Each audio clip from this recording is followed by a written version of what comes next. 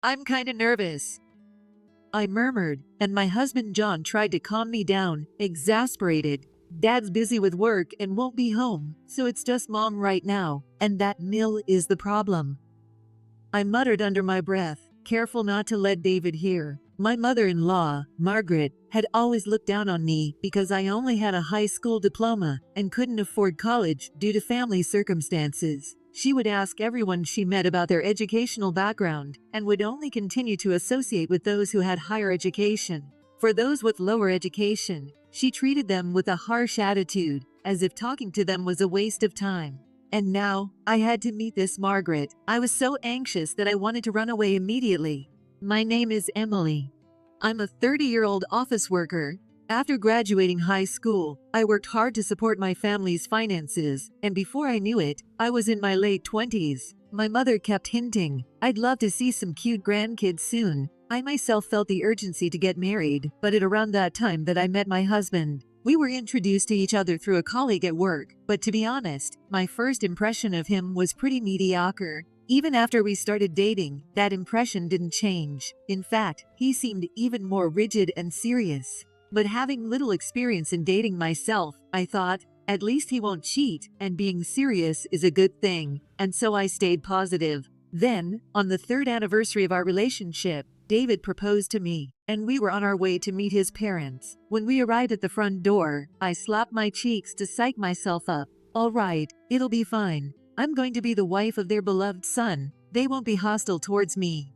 David had told me what his mother was like. When David mentioned me to her, she showed strong disapproval because of my low educational background, but I couldn't turn back now. I steeled myself and entered the house with my husband. Inside, his mother was sitting in the living room, waiting. Oh, welcome back, David.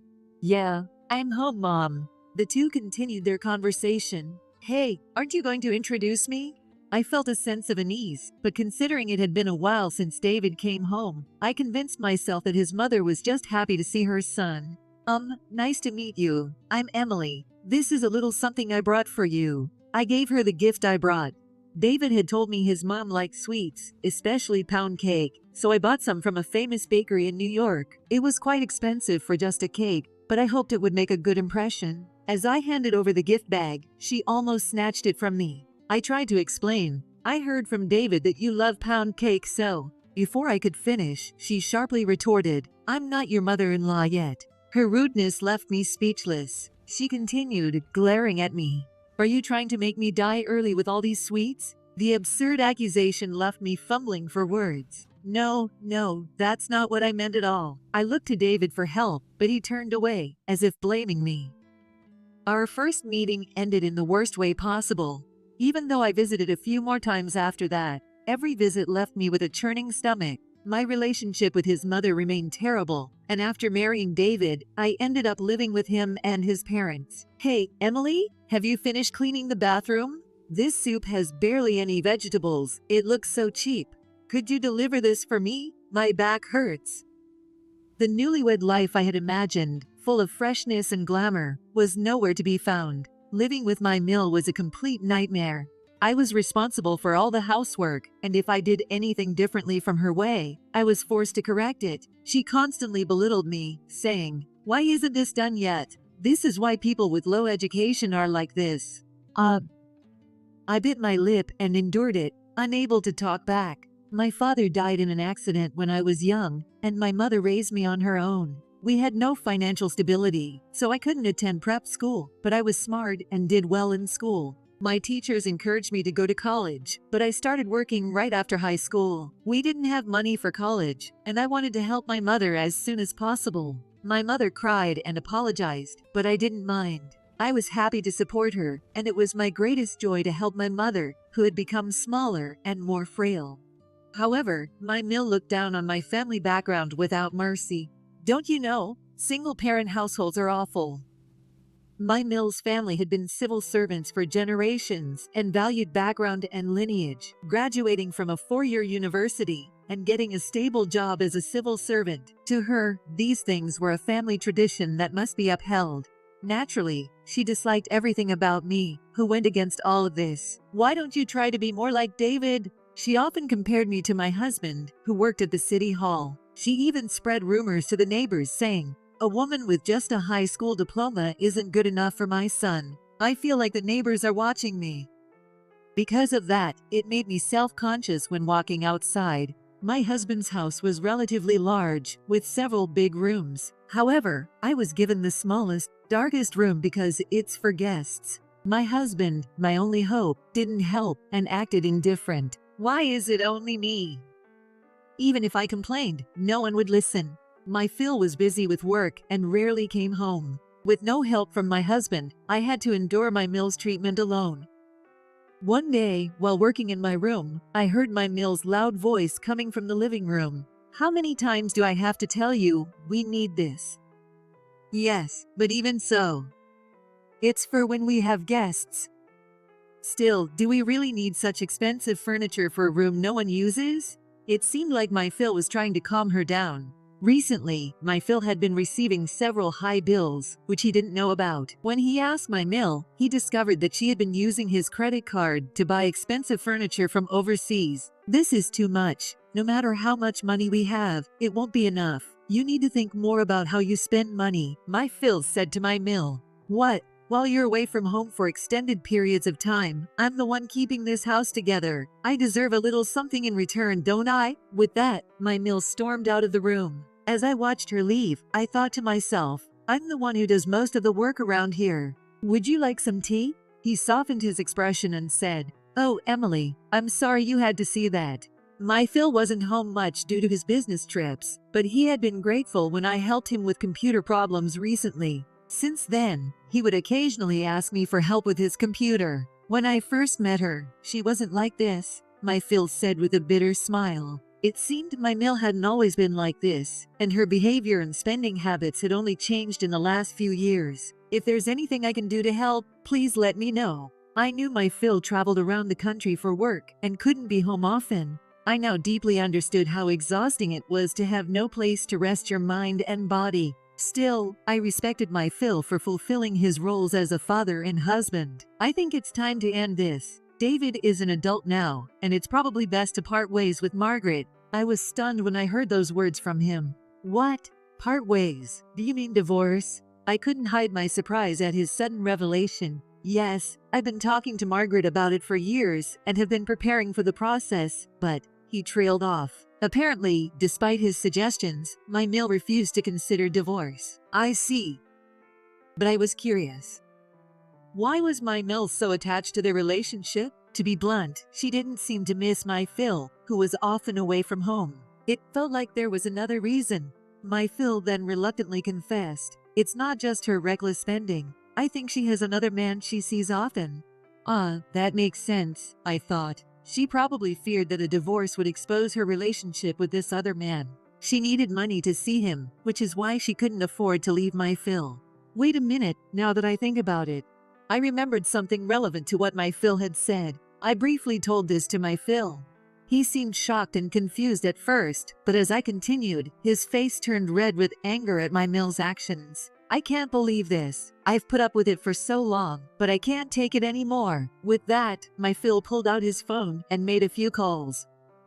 After the calls, he looked at me seriously. "Emily, I'm sorry to ask this, but I need your help." After listening to his request, I thought for a moment and replied, "All right, if I can help, I will. I'm really sorry to burden you with this right after joining the family. Thank you." He looked apologetically to me, but then he packed a few belongings and left the house. As I continued my routine of working and doing house chores, I overheard my Mill yelling on the phone. "What?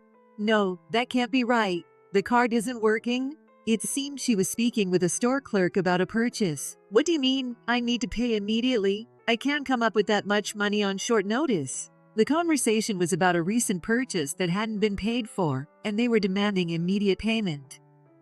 "What is going on?" She hung up and called someone else. "Hello, Thompson? My credit card isn't working. What do you mean you're not giving me any more money? What do you mean? Hey, hello, Thompson, hello." She was furious, her face red with anger. So it's finally started. I thought to myself, A few weeks passed, and my Phil hadn't returned home even once. It seemed he had also stopped transferring money to my Mill's account, which initially made her furious, but she gradually became more anxious as her funds dwindled. One day, my Mill approached my husband and me while we were together. "David, I need some money. Can you lend me some?" She pleaded with him, and he glanced at me before replying, "I can give you a little, but how much do you need?" "There's something I want to buy, so I need about $1,500 for now," she said. "What? I don't have that kind of money. I was thinking more like a few $100s. "What? You must have $1,500. All right, then just lend me $500, she continued to beg. David, looking very uncomfortable, said, "Mom, actually." He then revealed to her the shocking truth. David had quit his job due to workplace issues and had been helping me with my work, earning some pocket money. He kept quiet about it because his mother can only tolerate civil servant jobs. "What? Then who has been paying for this household?" "Me," I said quietly, stepping forward. What? But how? Where did you get that kind of money?" My Mill seemed clearly confused. Indeed, coming from a single-parent household, I couldn't afford to go to college. However, my mother did everything she could to ensure I never felt poor. She took me to the local library, helped me with my studies, and sacrificed her own sleep to support me. Truth be told, my mother was an elite who had graduated from a prestigious four-year university. After my father passed away and she fell ill, she had to leave her job, but until then, she had been a manager at a well-known major corporation. She met my late father at work. She often spoke fondly of my father, who she met at work, saying, "Your father was such a brilliant man." I inherited my parents' intelligence, and after graduating high school, started working immediately. After 2 job changes, I now work at a major consulting firm. My annual salary surpassed $100,000 a few years ago, and I had saved a substantial amount. Yes, I didn't go to college and we were poor, but my current income is significantly higher than most people my age, and I have considerable savings. My Mill stared at me wide-eyed. "Oh, I see," I thought. "Well, I guess I was wrong," she said, forcing an awkward smile. I continued. "I'm currently covering all the household expenses, living expenses, taxes, and car loans. Phil has already approved." My Mill was shocked to hear me mention my Phil. She said, "Why would Thompson?" But mid-sentence, "Let me explain," intercepted my Phil, who had just returned. "Thompson."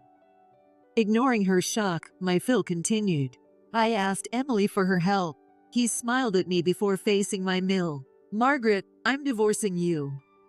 With that, he placed a document in front of my Mill. The document had divorce agreement written on it, and my Phil had already filled out his part. "What? We've discussed this." "Yes, and you've been seeing another man and using my money for it." He glared at her. My Mill was at a loss for words. "I've completed the necessary paperwork. All that's left is your signature," my Phil continued.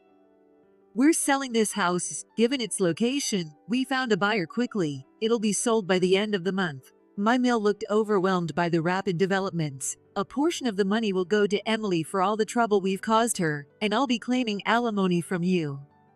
He handed her another document. It included key points for legal proceedings in court. Realizing she had no other options, my Mill collapsed in defeat. Being home often since I was working from home and doing house chores, I had noticed Mill dressing up and leaving frequently.